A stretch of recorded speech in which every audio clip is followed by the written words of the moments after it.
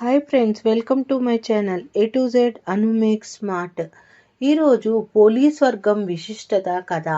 కార్తీక మాస ప్రారంభమై దినమునైన శుక్లపాడ్యము నుండి ప్రతిరోజు కార్తీక దీపారాధన చేసి కార్తీక మాస ఆఖరి రోజున అనగా మార్గశిర శుక్లపాడ్యమి గడియలో చేయు దీపారాధనని పోలీస్ వర్గ దీపారాధన అందుదురు.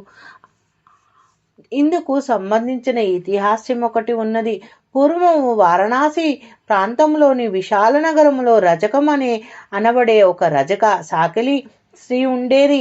ఆమెకి 7 కుమారులు. వారందరికీ వివాహాలయ్యాయి. ఆఖరి కోడలు దైవభక్తి కలిగి పెద్దల పట్ల గౌరవంగా ఉండేది. ఇంటిలోనే వారంతా పూజలు చేసేవారు, కానీ ఏకాగ్రత భక్తి ఉండేవి కావు. ఆఖరి కోడలు పోలమ్మ ఎవరికి తన వల్ల ఏ విధమైన ఇబ్బంది రాకుండా పనులన్నీ తానే చేస్తూ వినయంగా ఉండేది.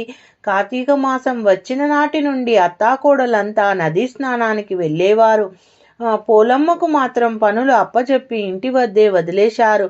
పోలమ్మ ఇంటి దగ్గరే స్నానం చేసి పెరటిలోని పత్తిని తెచ్చి వత్తి చేసి వెన్నతో దీపారాధన చేసేది. భగవంతుని నామపారాయణం చేసుకుంటుండేది. పోలమ్మకు ఆయువు తీరింది.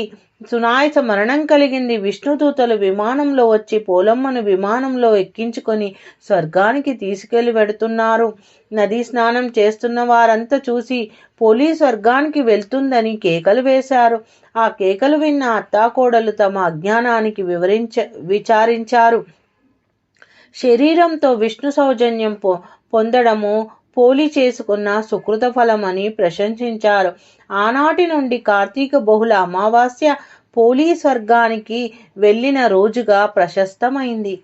Thank you for watching my video. Please subscribe and share and watch my playlist. Hi friends.